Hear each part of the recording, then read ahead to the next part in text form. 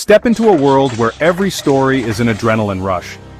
From epic battles to apocalyptic chaos, Yard Simply Retelling Movies channel delivers the stories that keep your heart racing. Ready for the ride? Hit subscribe and turn on notifications to stay in the action. Join us in Yard, where every retelling is unforgettable. Okay, that's a quite difficult question. However, I tend to put it into two different perspectives. One, the HICSL, which is the body established by law to oversee human rights situation in the country, given the devil its due, they have been doing their best to some extent since 2015-16 onto this time. They have been doing their best, and I remember at some point during the EBK presidency, and the HICSL almost put out a notice that the SLP should be banned from peacekeeping missions, owing to the fact that there were commission of human rights abuses, particularly extrajudicial killings or arbitrary arrests and detentions and so on and so forth. So in fact, the commission at some point, or rather on consecutive periods, have been assessed as grade A among international institutions. So at that side of the regulatory powers, they have been doing their own. Recently, I guess it was last year or so, they awarded compensation to victims of human rights abuses, torture, those who have suffered torture, arbitrary arrests, and so on and so forth from ASLAF and police personnel. So they have been doing a very good job to some extent. Now, but when you also now contrast it with what the U.S. State Department is saying concerning human rights practices in Sierra Leone, as much as the Commission, as an institution of the state, has been doing its own bit, yet you find out that there is more to be done. Because when you look at the report in itself, sorry, you find out that extrajudicial killings, for example, have become somewhat a perennial issue. People are behind bars for periods longer than necessary. Pretrial detention has been a very serious concern for most people across the board. And violence against women and girls. You talk about the sexual-based violence, whether it's physical abuse, assault, and sexual penetration. These are all issues that the State Department have clearly detailed, that these issues are becoming very serious concern for not just Sierra Leoneans, but for even our development partners, those who are supporting us. And the deprivation of life. And we saw that since 2018, there have been series of concerns, especially from the opposition, about their members being arrested, being targeted, etc., etc. Again, another very important aspect of fundamental human rights has to do with the civic, civil, and political rights. The right to peaceful assembly has been clearly and outrightly denied throughout this period. And that in itself constitutes a grave violation of fundamental human rights. So if we are to assess, given the brief synopsis of the human rights situation in the country, we will say as much as there seem to be some goodies on the side of the Commission, yet the practices in its entirety are not too good to talk about. As a day like this today, the happenings in Sierra Leone, I beg your pardon, and the coincidence of having this International Human Rights Day, not too long ago, current conversation is there are a group of people who are also trying to put together a protest. And protesting has been one of the concerns of human rights of people in Sierra Leone being allowed to protest or demonstrate. We've heard from the police many times that They do not have a problem with the protests. All they need is someone to come forward and take responsibility, say, I am organizing the protest and I would be coordinating people. They had said repeatedly that that's all it takes, and they would get to coordinating that. The story we're getting now this last 2 weeks has changed. How does that leave, where does that leave Sierra Leone in terms of human rights assessments and ratings, which comes out every year with the reports? I'll have both of you respond to the same thing. Now, we have to understand and put things into context. First off, protests generally the world over, these are universal principles. Citizens, a group of people have the right to peaceful assembly. And if you check from 2017 to present, there have been about close to 800 protests the world over, some of which have been very violent, very violent, resulting in severe casualties and deaths of civilians, security, government security forces, as the case may be. And for us in Sierra Leone, it's a dicey situation. One, I think the problem started with Sovula, and especially with the student protest, the Lincoln Wing student protest. That one was a peaceful assembly at the cotton tree. No harm was intended. These were students agitating for government support or continuation of government support toward their academic pursuit. Yet the police went there and used some kind of excessive force, arrested some students, even though they were later released. Of course, Thomas More and few others were detained for over 24 hours. And because the government has consistently denied citizens the opportunity to peaceful protest as a means of venting out their agitations, whether it's about political issues, whether it's about the economy or some other social issues, citizens now live in fear of coming out to engage in such protest. But again, we saw what happened during the August 10th, August 10, 11, 8, 9, and 10, the August 10 protest. And of course, the government investigation committee set up to investigate what happened, brought out its report, identifying those who were, as part of this investigation, behind the protest. But at the same time, one of the key concerns for me in that report is that they make mention that the government should investigate to ascertain the number of civilian casualties. Even though we are told that about 30 people were killed, 6 police officers were also killed in the process. Yet the report says, this is the government investigation committee, saying that there should be an investigation to ascertain the exact number of civilian casualties. So that in itself is a red flag. Now, when you come now to the recent action by Babadi and Hardy Williams or Maddie Williams, it has to be contextualized in the sense that we are faced with, or we are confronted with some security challenges in the country at the moment. We know there have been attempts to overthrow the government, and for me, I think that it is but wise for citizens to be very circumspect and meticulous about how they do things within this time. Political protest, of course, what they were demanding is very much within their legitimacy to do so. Don't forget, Sori Sengbe Mara approached the Supreme Court to compel ECSL to release disaggregated data. Now, the issue about election is, as long as I'm a registered voter, I have the right to challenge ECSL to produce the results. As long as I'm a registered voter, my name was on the register of ballots or of electors. So everyone can demand that.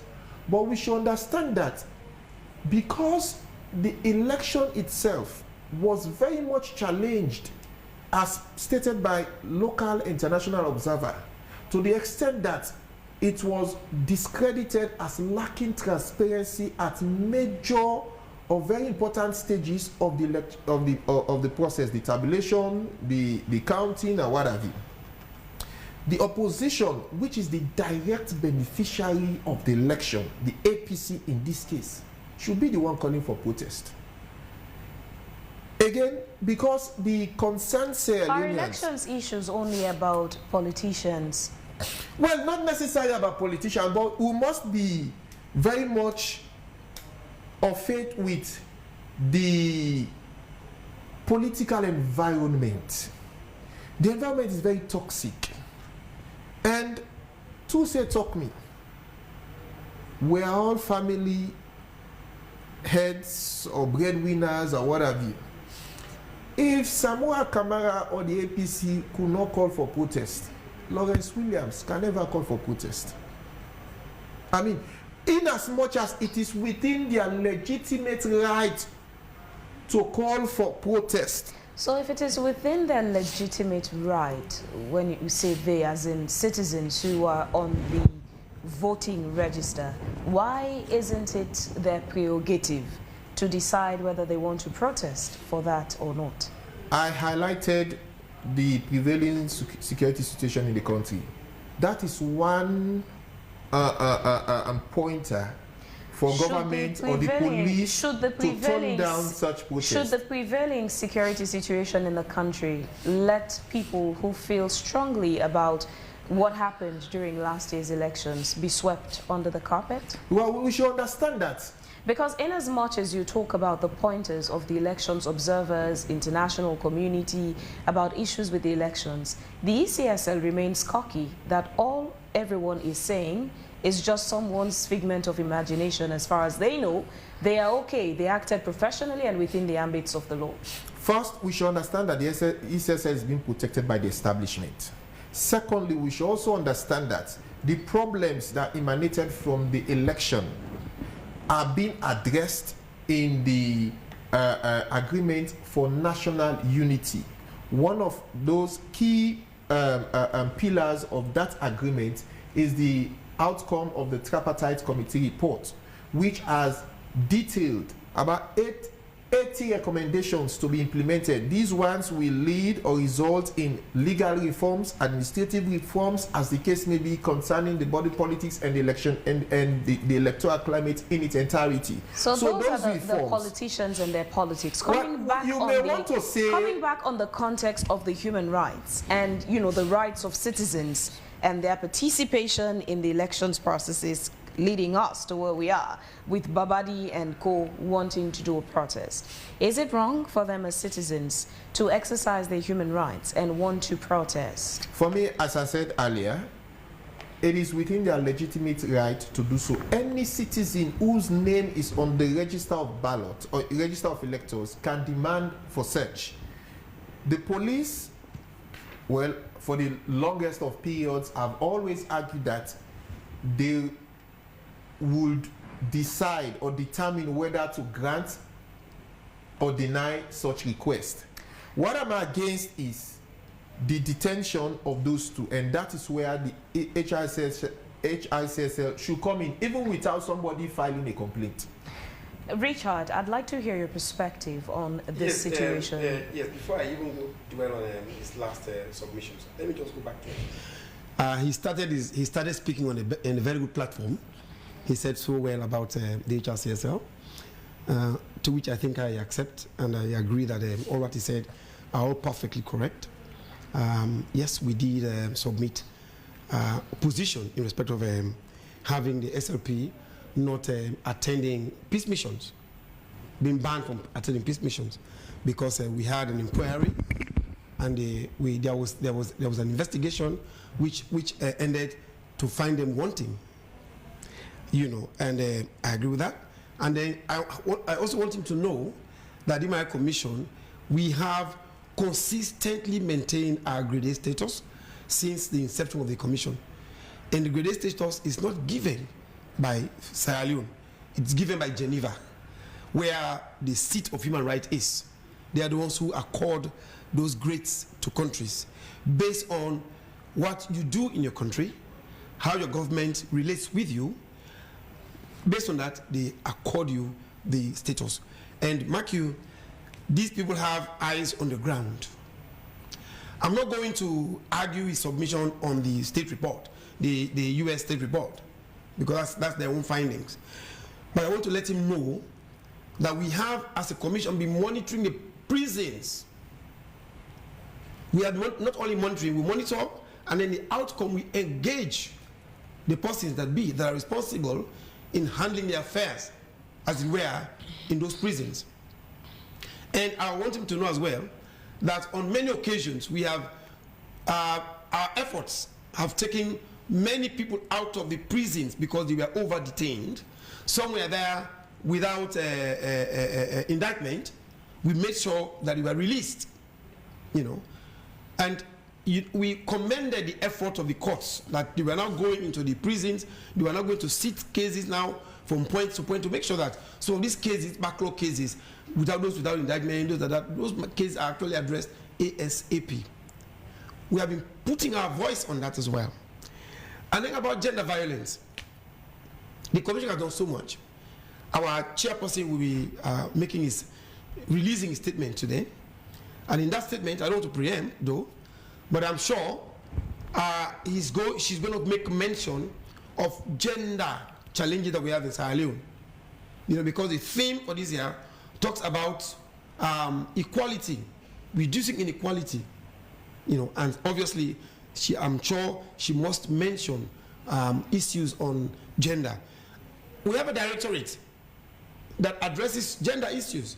And honestly, I want to say thanks to UNFPA. Richard, I don't find pleasure interrupting you. We'll come to the gender issues. Let's, break these issues down. We're still on protests and demonstrations. No, I'm coming there. That's what I'm saying. I want to go to what he said first before I come to what I want to say in respect of the protest. Yeah, I entered it here, and let me end with what I was saying in gender-based violence. The commission is hardly on it. The reason why I'm mentioning this one because he said that we are poor on that. But I want him to know that we are not poor on that. We have a directorate, and that directorate, they are really working. In fact, we intended to do a public inquiry again on sexual reproductive rights. But then that one, we went and engaged the U.S. Embassy on this one. From there, we came back and we decided to just keep quiet, go low on it, and then change the structure of the inquiry. Now, about protest. In the first place, everybody has right to protest. That's where we begin. But then when I came here, before I spoke, I laid a premise. I said human rights are basic principles that are grafted into law. And these laws are the ones that guide our discipline. The laws are the ones that guide our discipline. Primary among them is the Sierra Leone Constitution. They guide our actions. And there is a provision. The police, they have a law that when you want to protest, there are processes and procedures you should follow. Okay? And it's law. It's gazetted. It's law. It's Sierra Leone law that you must apply, go through the processes, and then now we look at the advantages, the merits and demerits of that demonstration of yours. And then they will now grant you or not grant you based on their security findings. I am not a security expert to say their findings are wrong or their findings are right. But they can then grant you or not grant you based on their security findings. That's one. I know that the civil and political rights provides that everybody has the right to demonstrate. You have the right to go out and demonstrate and express your will. But you cannot just wake up in the morning. My brother cannot just wake up in the morning and jump on the street of Freetown and say he's demonstrating. They will obviously arrest him because it's going against the law. So if you want to demonstrate in Sierra Leone, it provides that you have to go by the law. Section 13 of our constitution talks about us Sierra Leoneans, how we should conduct ourselves. We should be patriotic, nationalistic, avoid destroying government property, respect our democracy and its structures. That's what it says. So if you flout that means you have gone against the law. And if you go against the law, it means you become culpable. And when you become culpable, the obvious end is what? You're being arrested. That's the obvious end. And Section 13 provides clearly that as Sierra Leoneans, we should be patriotic and nationalistic. We should respect our processes and procedures. Our policies that are there in Sierra Leone, we should respect them. Our practices, democratic practices and otherwise, we should respect them. That's what Section 13 strongly emphasizes as Sierra Leoneans. So I can't just wake up in the morning as Richard Mayo and then say I'm going to demonstrate because I say I have the right to demonstrate. Yes, I have the right. I've laid a premise, no? That I have the right to demonstrate. But my right to demonstrate, Sierra Leone provides laws for that. Maybe other countries, that's why I hate people comparing. I look at a country, they just wake up and not go, maybe theirs is different. But Sierra Leone, there's a law that provides. And us as human rights practitioners, both national and international laws are the ones we ask government to go by. When we look at those laws and we see that those laws are not rights friendly, our act provides that we can go now and talk to government, tell them that those provisions in those laws are not right. You need to change them. Those laws that you've enacted, they are not correct. You need to change them. We can advise government on laws as they are. So the issue of demonstrating, yes, you have the right to demonstrate. By whether or not, yes, they have the right to demonstrate. They have it. But then they should go through the procedures that are set for that one. The civil and political right provides that we all have the right to go to demonstrate. That's international law. And Sierra Leone, we are a dualist state. We can go and sign a law internationally, and then we come back home. We now have the responsibility to domesticate what we have signed internationally, and then it becomes our property. Like the CEDAW, the Maputo Protocol, and the others. These are international laws. But now we have GEWE, which is there. These are all excerpts from that provision. To make sure that we are able to go by what's there. Let me hold you there for a bit and bring in Lawrence. As a media and political analyst, do you think there's a gap in terms of how we go about reporting on issues that has to do with human rights in Sierra Leone? Before I answer the question, I think the man from HICSL here has not done justice to some of the concerns raised. The point I was trying to make here is, as much as Babadi and others have legitimate right to demand for protest, they followed the procedure and they were invited and later arrested and detained.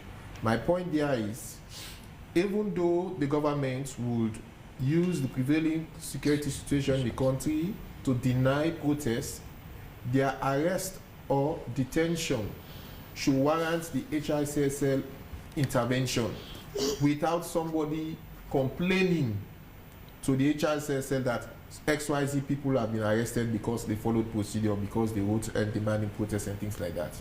That's the point I was trying to make. Now, on the aspect of media reportage on human rights issues, to a very large extent, media has been doing its bit. Don't forget, there are what we call specialized reporting as well in journalism. Not many journalists are somewhat interested in human rights reporting, so to speak. And if you check, many of us report politics. There was a time I called my vendor, because I'm also editor of Freetown Post newspaper. So I called my production man to inquire how the vendors are the reception of the paper on the newsstand. And what I got from him was that, because we deal with more of economic reporting, social issues, and blah blah blah. And he said to me that the vendors are more interested in political news stories than public financial management or economic stories or development stories or these stories. So those are the stories that the public is interested in. That brings us to the question of what are we doing in terms of promoting human rights. When we advocate for justice for those who have been sexually abused, those who have been kids who have been sexually penetrated, we are promoting human rights. When we assemble a panel of experts, for example, to talk about environmental justice, we are promoting human rights, because part of the theme, reducing inequality, our rights, our future, also depends on how we manage the environment. Mind you, the concept of sustainable development encompasses a broad array of issues, one of which, in fact, key among those issues today is climate change. So now we are talking about climate rights, for example. I remember, was it 2 or 3 years ago, the citizens of Jakarta, they took their government to court, that the government has failed to protect them from air pollution. Cutting down of trees, companies emitting gases all around. The environment, the city was so polluted, so they had to take their governments to court. There are so many other issues. Recently, the ECOWAS court ordered or ruled that Sierra Leone should reform its loitering laws, because it unfairly discriminates against people who probably are not even loitering around. They are going about their own normal businesses. What about those who are homeless? They don't have any place to stay. We've seen issues where somebody from Bont district had to take her matter to the ECOWAS court because she was sexually abused by a paramount chief, and the government could not ensure she gets justice. So all those efforts, the media has played a key role in all of those issues, even when it comes to accountability, use of public funds, corruption. The media has been at the fore. Mind you, these issues have a semblance of rights in it, because besides civil and political rights, there are social, economic, cultural rights. So when we talk about these issues, when we write about them, when we report on them, when we assemble panels to discuss these issues, the media is playing its own part. We don't go back to government say, we have a platform to do what we can. Step into a world where every story is an adrenaline rush. From epic battles to apocalyptic chaos, Yard Simply Retelling Movies channel delivers the stories that keep your heart racing. Ready for the ride? Hit subscribe and turn on notifications to stay in the action. Join us in Yard, where every retelling is unforgettable. Let's zoom lens on the Loitering Act itself, which the advocate successfully took to ECOWAS court. The conversation we had with the legal team from advocate was shocking, that there are certain human rights violations that the police use against certain classes of people in the country, all under that Loitering Act. Say, for example, the commercial sex workers who get raped as well, allegedly by police during arrests for loitering, homeless people, people who are poor. Those in vehicles are not arrested for loitering, but those on foot are arrested for loitering. These are human rights concerns. Yes, certainly they are. First of all,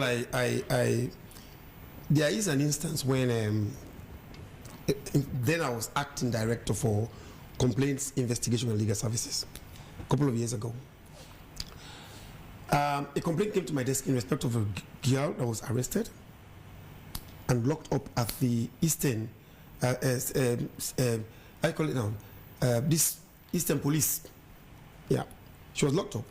And then in the morning, she found semen on her vagina parts, and so she now suspected that somebody must have tampered with her. The matter came up. We took it on. We took it on to the letter. We made sure that that person that was treated that way was given attention. The police officer was reprimanded, suspended, and sent to PTS for a couple of weeks. So when such matter come to us, We just don't lay them, just don't put them down. Like he said, we don't wait until the complaints come to us. No. When we hear them on paper, social media, wherever we see them, we act on them ASAP. We know that a lot of things are happening behind the scenes because me, I don't stay out late, but I know people stay out late, and for one reason or the other, maybe it might be something that has to do with their well-being or with their welfare, and they are arrested because they think they are loitering. You know, and say what you may, once the police arrest them, the next place to take them is to the cell, because that's where they have to keep them. Where they have to keep them. We know that sometimes some circumstances, it's really not right that are being manhandled. But once we know, we are aware of it. Once we are aware of it, we take it on desperately. We don't joke with that, and that's why we have our gender. I want to make emphasis on our gender desk. We have a directorate of gender, and that directorate is moving everywhere with support from UNFPA and other bodies, international bodies that are supporting them. They are doing so much, you know. So the issue of loitering and others, we are looking into it very closely. We know that there are issues with the police, and just like you mentioned, there are those who sleep out, don't have somewhere to sleep, like you said, and there are those who go out to fend, maybe sometimes at night. Hook-up girls, we call them hook-up girls. They go out to fend in the night, and whilst they are around, they hold them, they arrest them, and they detain them. You know, we think some of these things, just like, you know, human rights is not just for Human Rights Commission. You can, like you said, you can take on the matter. Once you see that it's desperate and it needs national attention, you can take it on, like advocate has done. They are an entity as well that advocates rights. You know, they can take it on. We also have, he will say that we have the primary responsibility. Yes, we have. But then other entities can. That's why we have civil society. And civil society is doing extremely very well as well with us. Part of the human rights, we're supposed to have access to water. We're to have access to electricity. We are told, but we don't. That's a human rights concern. It is. It is a major, major concern. And the Human Rights Commission has done so much on that as well. There's a report already. We have a report on the water crisis in Sierra Leone. We did a thorough investigation as to the cause of why this is happening. We went all over to find out what happened. We sent out our officers. We went from point to point to get out the facts. We came out with the facts.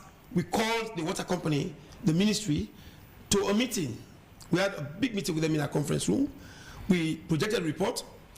We shared a report with them. We told them what people think is happening and how people think that could be corrected, because we said water, it's not just water. Clean and safe water is a right for every Sierra Leonean. It's not a privilege that any politician can come and say, when I vote me, I will bring water for honor. No. Water is an obvious thing. It's a right for every Sierra Leonean. Electricity, yes, it is a right for every Sierra Leonean. The right, yet we don't enjoy it. I just wanted to mention again, we say there's what we call progressive realization. Progressive realization. Sometimes we look at the coffers of the state. Do they have enough money to do it just at the grow? If they don't have, then we can advance we support progressive realization. In as much as we know, and when we are asking them to do it that way, but we also ask them, please be reasonable in your use of the word progressive. Be reasonable and make sure that people get what is due them.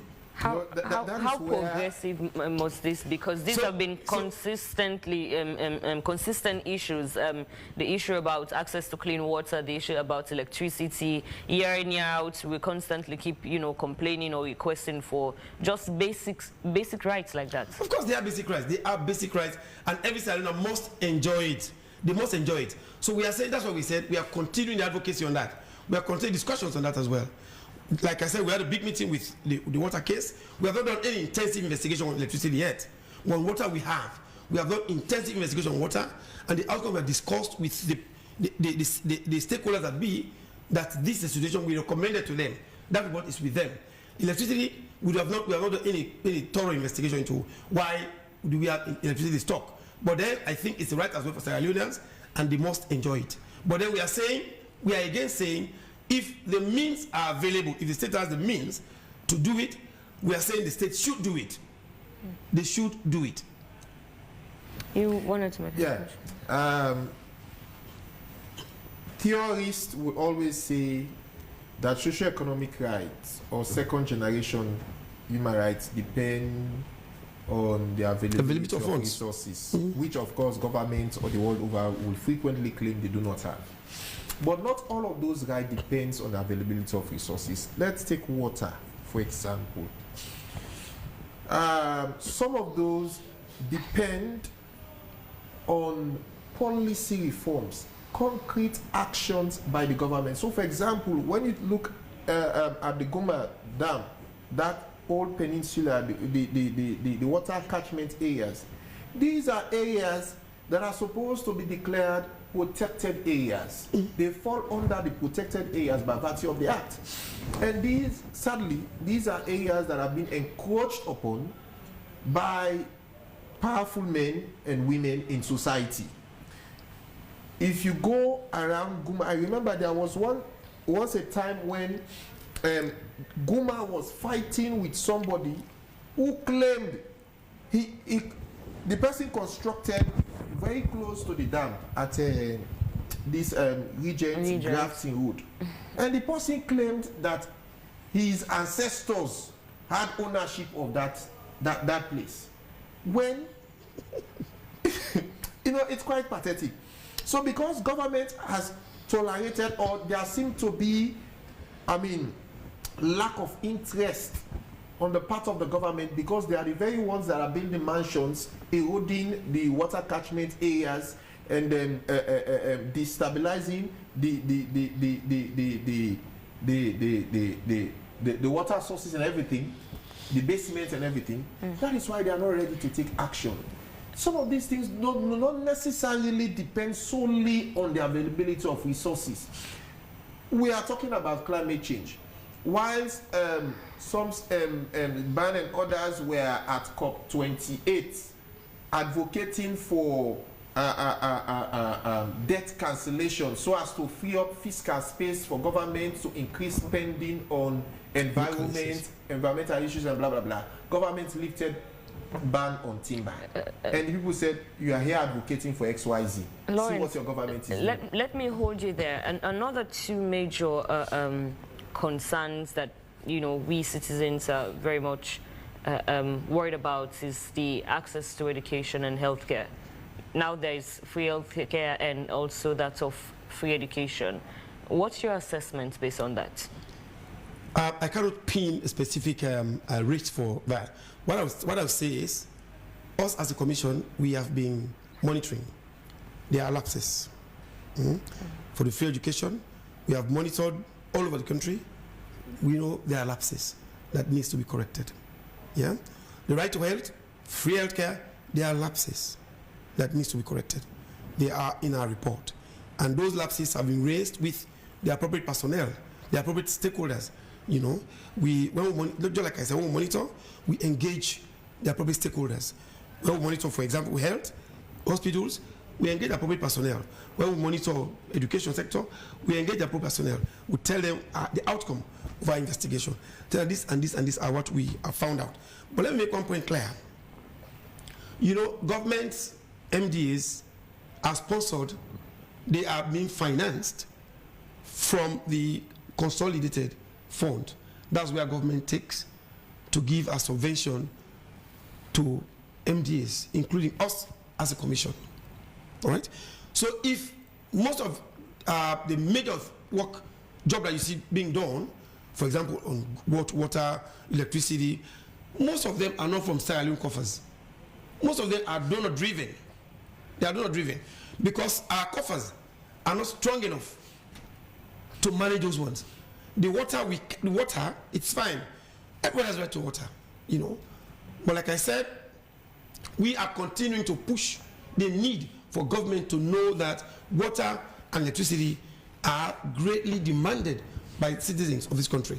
The point I was making, sorry to interject. The point I was making is that water, especially in our own case, because we are blessed with abundance of rain, in our own case, we should not be constrained for that. Because if the government were serious enough, it will stop all construction, or probably stop all construction within water catchment areas. Because those constructions are destabilizing the water tables, the basement, and what have you. I agree with you. I agree with you. I agree with you, Lawrence. I read years ago that suggested that this region could become water scarce by 2025. I agree with you, Lawrence. I agree with you, Lawrence. That should be it. But let me tell you something. If a Guma person were here, he was going to tell you that even us using the water are the ones who are wasting the water. The Guma will tell you that. We have our own problems in terms of citizens' attitude so in as much as there's plenty of water, particularly water. But what I'm saying is that the critical challenge we are faced with, for me, for example, me, it don't pass 10 years and not get pump water. Not to Nasi story, bra. Now well water. It don't pass 10 years. So, and this is not just about me. It's a number of thousands of people. Where go to the inside communities, you see them very early, 4:30, 5 a.m. You see kids lining up with gallons. That's why we have said it's and those totally are protected sources of water. We have trees, but people are encroaching Guma catchment areas, and the government is doing. I'm not just talking about this government. This has been an issue with successive governments. And so if the Human Rights Commission were truly concerned about this situation, I mean, you should be enforcing, compelling government to do the needful. How do we compel government? We compel government by, when we go investigate our findings, we recommend to the appropriate stakeholders. Say this is what we have found out. And the issue of children going out has become a major concern that we have raised in our reports. Because we think that most of them are school kids. It affects their education. So you see how this water issue can affect their education as well? That is because they leave early in the morning, they go. So we think it's a major issue. We have raised that several times, time without number, just like you said, time without number with the stakeholders that be.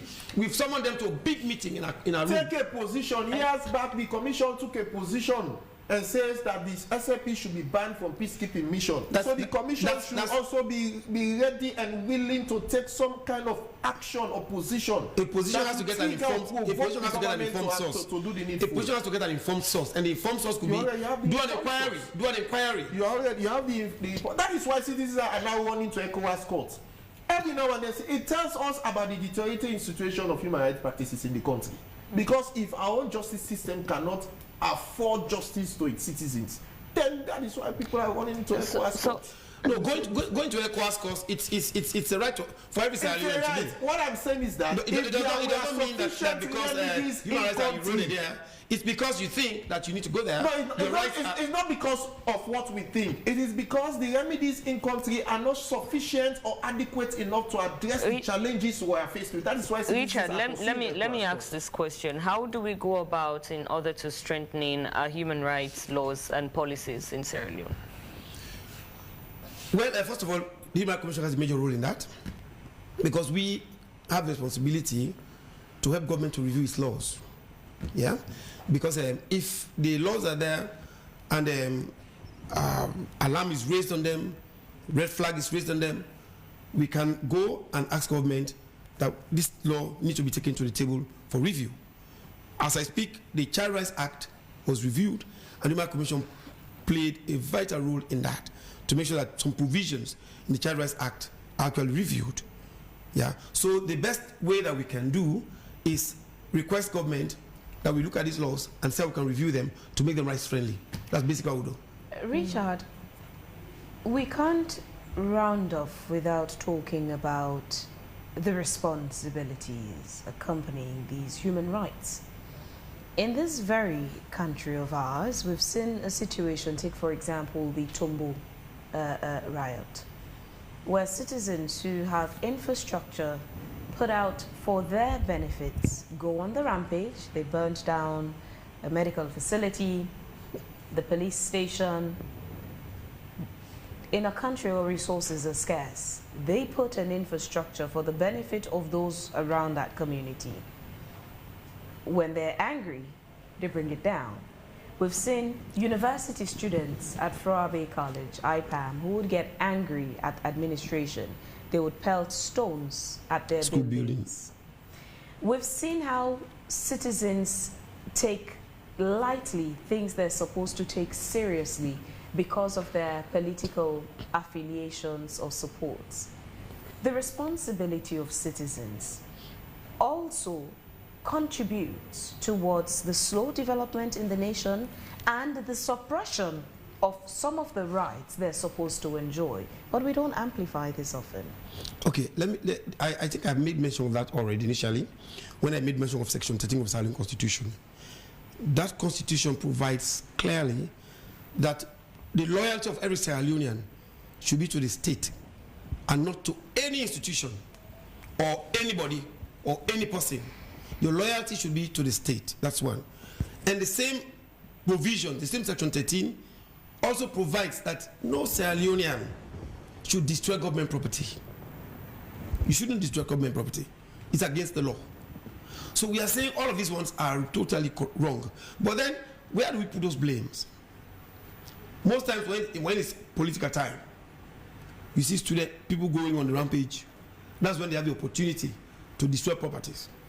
Or you see, they say we are protesting, and then that protest is approved, and they go down to do it. That's when you see some of them, they will leave the protest way, they go another way to just cause mayhem, destroy government properties with malice.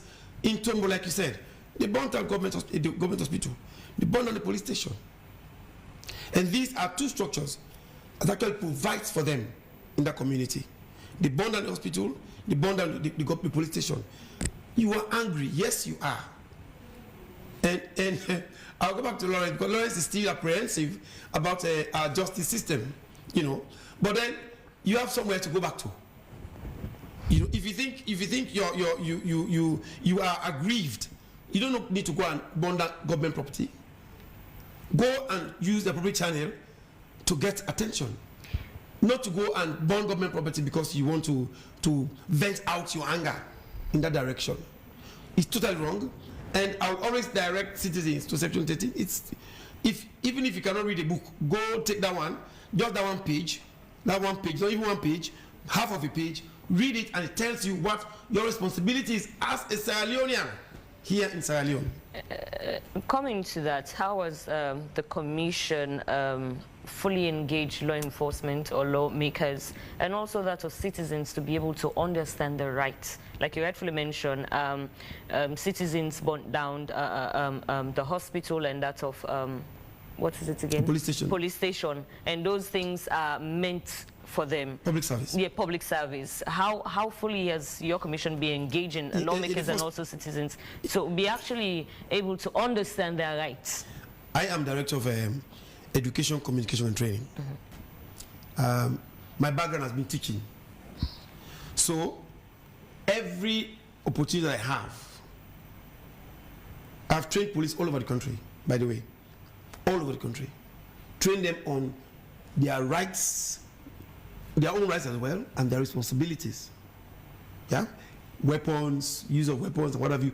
A lot of training has been conducted for the Sierra Leone police. We might not, because they are over 11,000.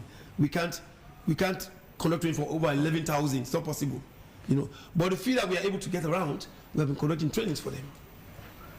Conduct training for them on their rights and their responsibilities as law enforcement agencies. We have done it for ASLAF, we have done it for SLP, we have done it for the correctional centers. Telling them that you own responsibility. Now there is this thing that the Sierra Leone police wants to gradually move from a force to a service. And I had an engagement with one of their personnel at is it Epic Radio somewhere. We were there, I said my name, and one thing I told him, if you are rendering service, you are the servant. I am the master. Now, moving from police to force to service, now they are now servants, we are the masters. So a servant cannot lord his authority over the master. Then there is something wrong totally. So that's again we are beginning to inject that into them to know that even at PTS, before they are recruited at PTS, we have a day session with them. A day session with them on human rights, on their responsibilities as law enforcement agencies when they go out, and their own rights as well. I think we have been doing that.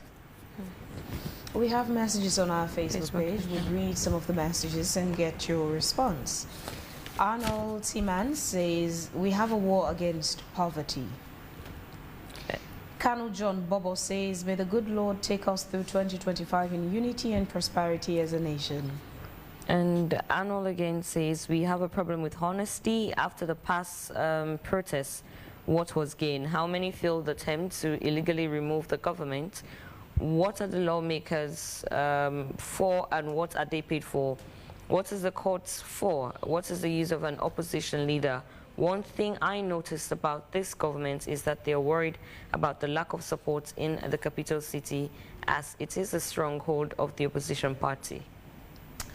Mystic Dwazak says the Human Rights Commission has been tremendous in their operations, just that they need to do more in the area of human rights abuses, which is still occurring and undermines our democracy.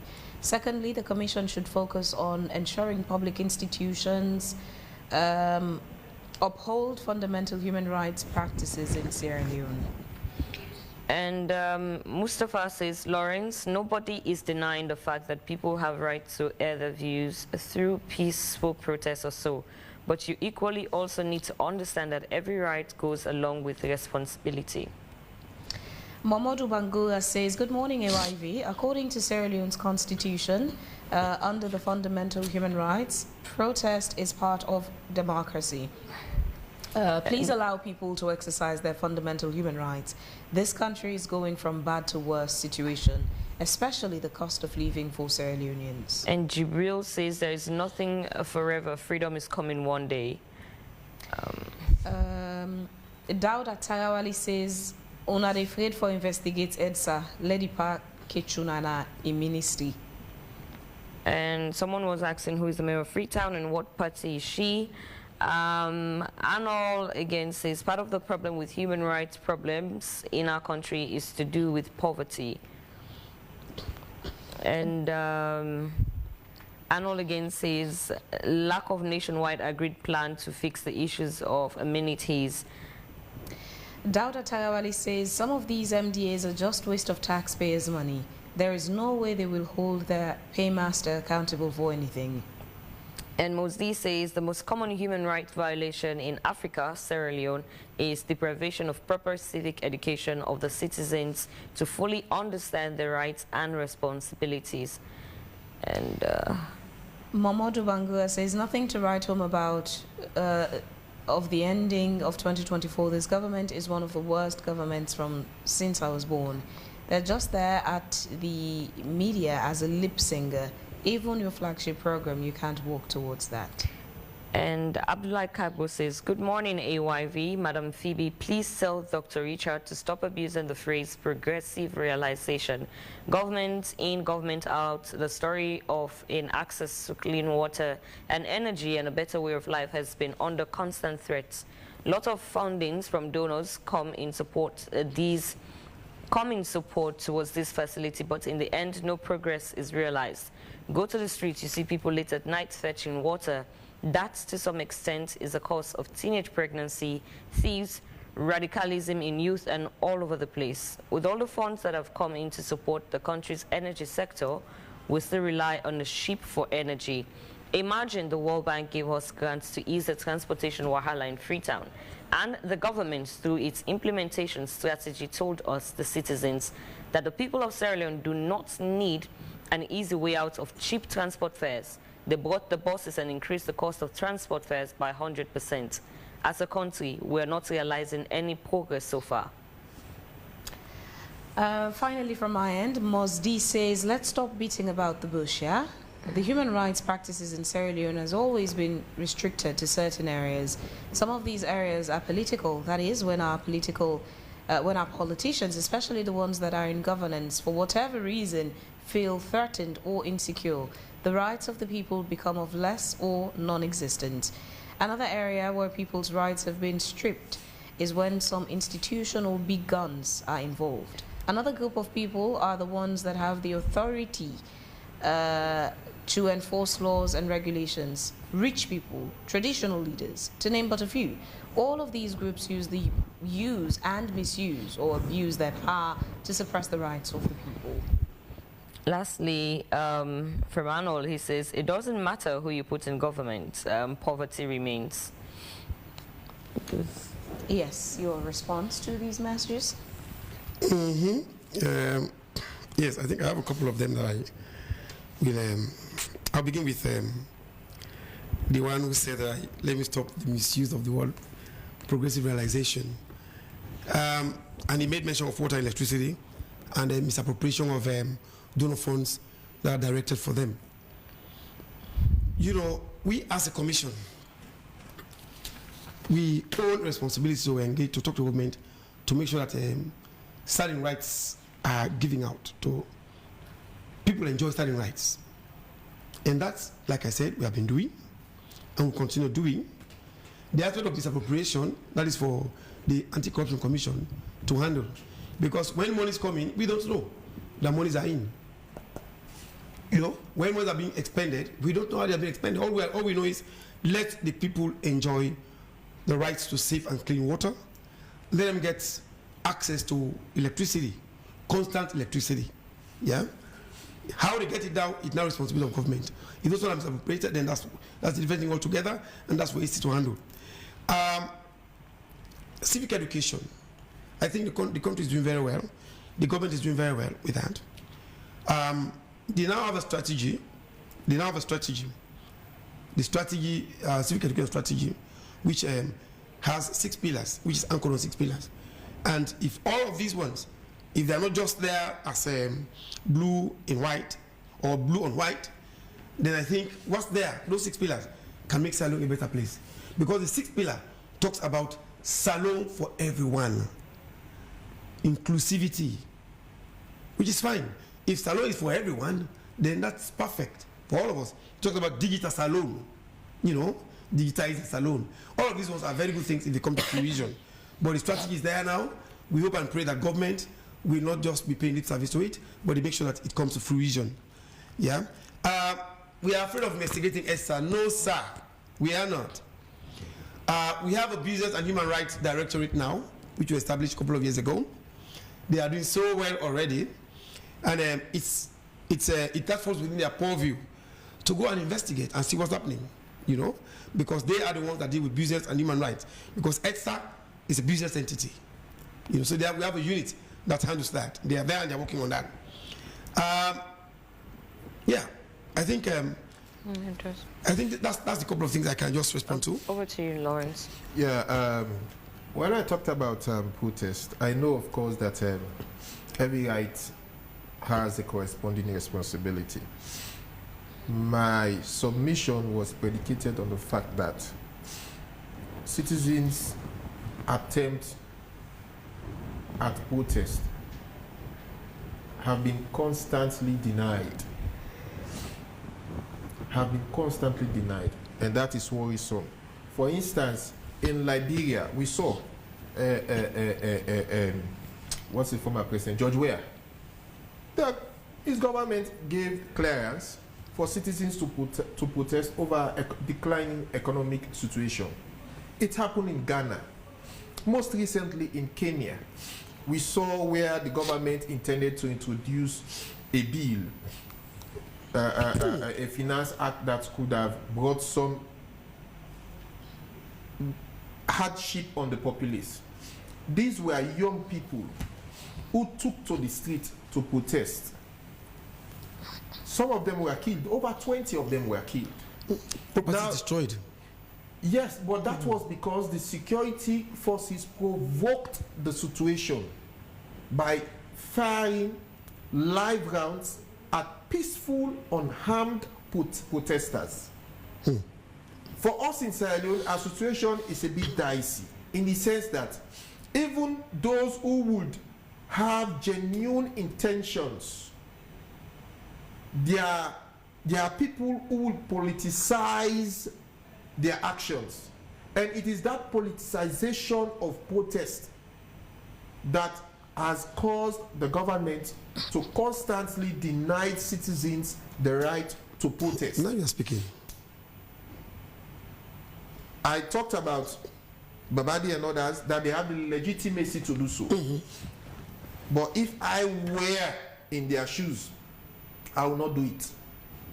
Let the APC and Dr. Samora, let them write for protest. I will not do it. The prevailing situation in the country, security situation in the country, will not even permit such.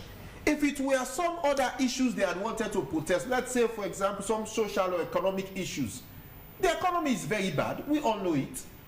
Those are the issues that people should be thinking about now. Whatever happened in that election, I've said it time and again. As much as there were issues, the Constitution provides an explicit pathway to address them. The APC could not go to court because they don't have trust in the judiciary. And it is right. They are right. Because even the EOM, Election Observation, EU EOM in 2021 made reference to that there was significant mistrust in the election management bodies, i.e. ECSL, judiciary, police, and others. Those issues are being addressed in the agreement for national unity. One of the structures set up in that agreement was the tripartite committee. They have finished, completed their work, submitted their report. The implementation of those recommendations are ongoing. And that is why if you watch the MCC, I think it was the US Embassy that put out a clarification that it is tied. It is tied to the implementation, full implementation of those recommendations. So what else are you fighting for? They don't address the issue. The APC is now moving forward. Somebody they say, will go demonstrate. They're not serious. All right, gentlemen, thank you very much for your time this morning in having this conversation. We wouldn't round off now. We'll just go on a quick break and do justice to our advertisers and our sponsor. We'll be right back. Step into a world where every story is an adrenaline rush. From epic battles to apocalyptic chaos, Yard Simply Retelling Movies channel delivers the stories that keep your heart racing. Ready for the ride? Hit subscribe and turn on notifications to stay in the action. Join us in Yard, where every retelling is unforgettable.